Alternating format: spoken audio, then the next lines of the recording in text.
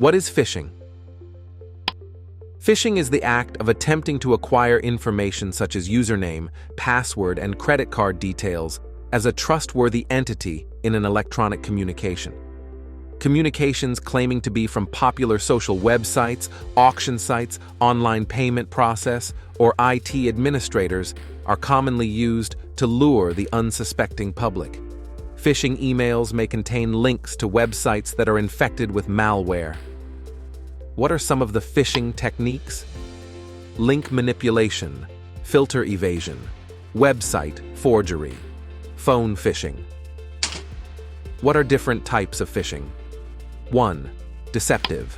Sending a deceptive email in bulk with a call to action that demands the recipient click on a link. 2. Malware-based. Running malicious software on the user's machine. Various forms of malware-based phishing are key loggers and screen loggers, session hijackers, web trojans, data theft. 3. DNS-based. Phishing that interferes with the integrity of the lookup process for a domain name.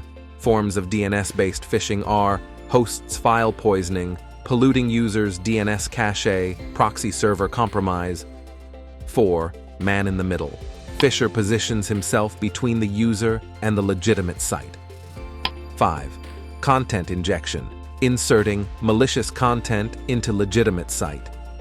3 primary types. Injection phishing.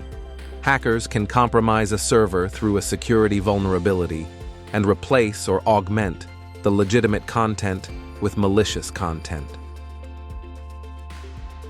Malicious content can be inserted into a site through a cross-site scripting vulnerability. Malicious actions can be performed on a site through a SQL injection vulnerability.